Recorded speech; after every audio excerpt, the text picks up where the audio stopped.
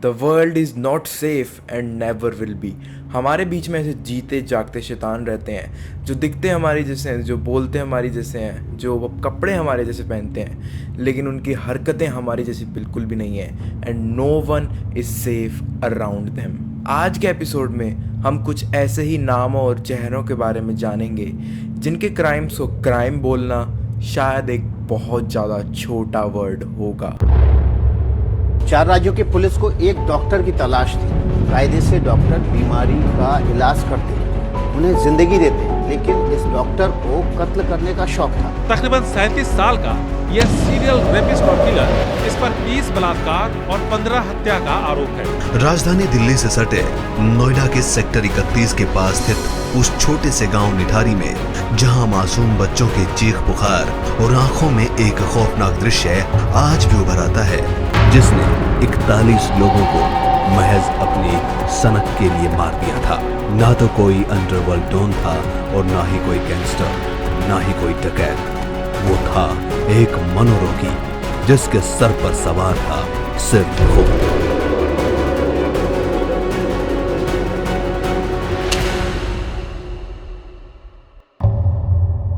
Number 1, doctor Devendra Sharma. Doctor Devendra Sharma 1990s and 2000 का one of the most scariest Indian serial killer माना जाता था, जिसने कम से कम 50 टैक्सी ड्राइवर्स, मासूम टैक्सी ड्राइवर्स का मर्डर किया था ताकि वो उनकी गाड़ियों को चुरा सके एंड कुछ प्रॉफिट पर उनको बेच सके। एंड आप जानकर बहुत ज़्यादा हैरान हो जाओगे कि वो उन टैक्सी ड्राइवर्स की लाशों को एक लोकल कैनाल में फेंक देता था, एक ऐसी कैनाल जिसको पूरा मैनिफेस्ट कर रखा था क्रोकोडाइल्स ने, मगरमच्छ ने। एंड वो ऑफ कोर्स ऐसा इसलिए करता था ताकि किसी को भी उनसे रिलेटेड छोटे से छोटा प्रूफ भी ना मिल जाए, जितनी भी लाशों को वो ठिकाने लगाया करता था। लेकिन देवेंद्र शर्मा जो अच्छा खासा आयुर्वेदिक डॉक्टर था, एंड 1984 के टाइम में बिहार में इनका एक बहुत ज़्यादा सक्सेसफुल क्लिनिक भी था, तो ये सीरियल किलर बनने के रास्ते पर कैसे चल पड़े। बात है ईयर 1993 की, जब देवेंद्र शर्मा ने एक साइड बिजनेस के तौर पर एक गैस डीलरशिप के अंदर अपने 11 लाख रुपए इन्वेस्ट किए थे।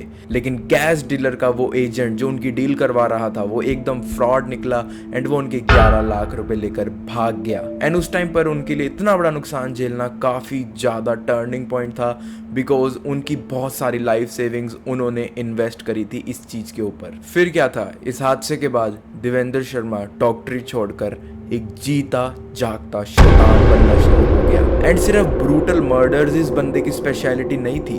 1994 से 2004 तक देवेंद्र शर्मा ने करीब 125 से भी ज़्यादा इल्लीगल किडनी ट्रांसप्लांट्स किए थे, जो एकदम इल्लीगल थे।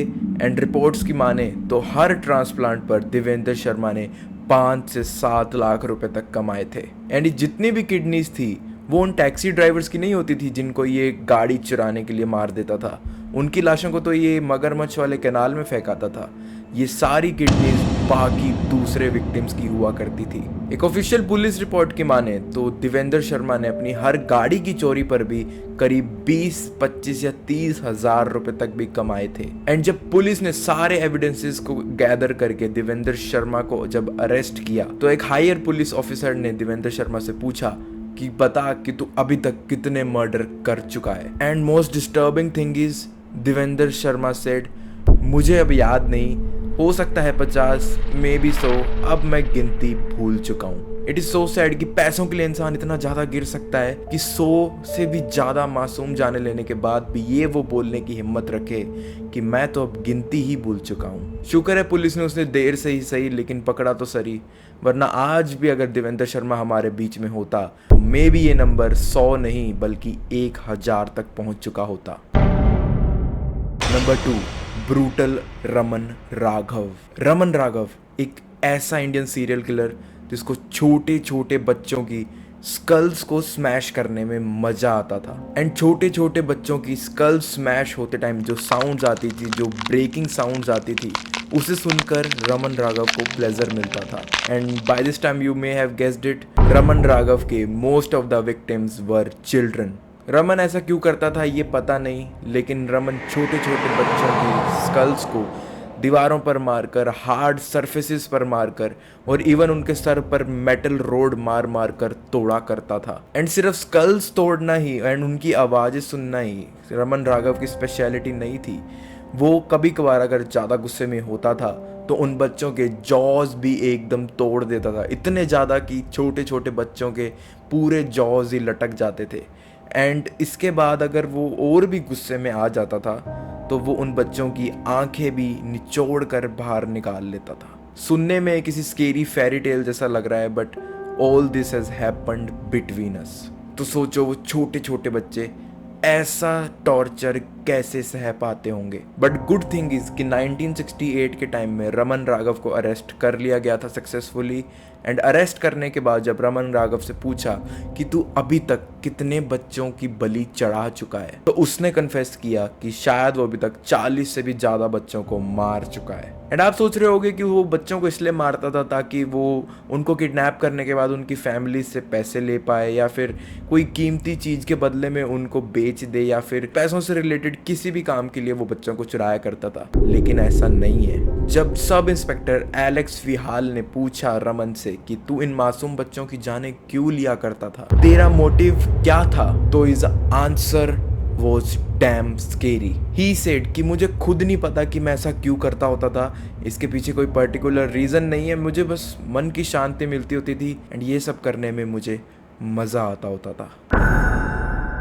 Number 3, the psycho Jaishankar. भगवान का नाम रखने से जरूरी नहीं है कि बंदा उन्हीं की तरह बिहेव करे, और जयशंकर की गिनती तो कुछ ऐसे लोगों में होती है जिसको भगवान तो छोड़ो, एक शैतान का नाम दिया भी काफी छोटा महसूस होता है। Of Bangalore, Jaishankar was a serial killer, serial rapist, serial kidnapper, child murderer and a completely unstable mental person. जो ऑफिशियल रिपोर्ट्स की माने तो 30 से भी ज़्यादा मर्डर केसेस के अंदर इन्वॉल्व था, जिसमें से एक तो सिर्फ 5-6 साल की बच्ची का था एंड 2 फादर्स के थे, एंड बाकी के 27 murders were of some lone womens. ऐसी औरतें जिनके पास कोई प्रॉपर लाइफ पार्टनर या कोई प्रॉपर फैमिली सपोर्ट या फिर इवन खुद की कोई प्रॉपर फैमिली नहीं होती थी एंड उनको अकेलेपन में ही अपना जीवन बिताना पड़ता था, ऐसे लोगों को जयशंकर टारगेट किया करता था। जयशंकर जितनी भी वुमेन्स को किडनैप करके लाता था वो सबसे पहले उनका रेप किया करता था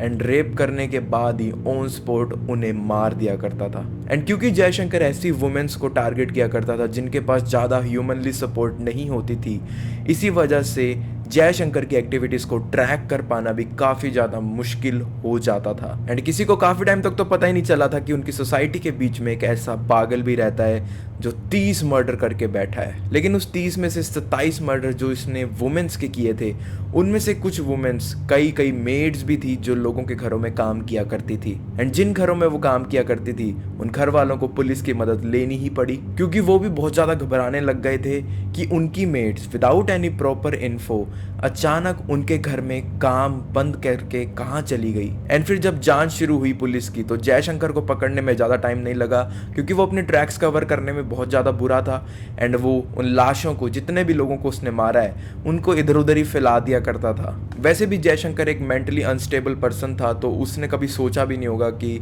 वो पुलिस केस के अंदर अरेस्ट भी हो जाएगा, क्योंकि वो जो भी काम किया करता था, जो भी क्राइम किया करता था, वो खुद के प्लेजर के लिए करता था एंड उसे बाकी चीज़ों से कोई मतलब नहीं था। एंड इसी वजह से वो अपने ट्रैक्स को कवर करने में काफ़ी ज़्यादा बुरा था एंड इसी वजह से पुलिस को भी ज़्यादा वक्त ये केस नहीं चलाना पड़ा था।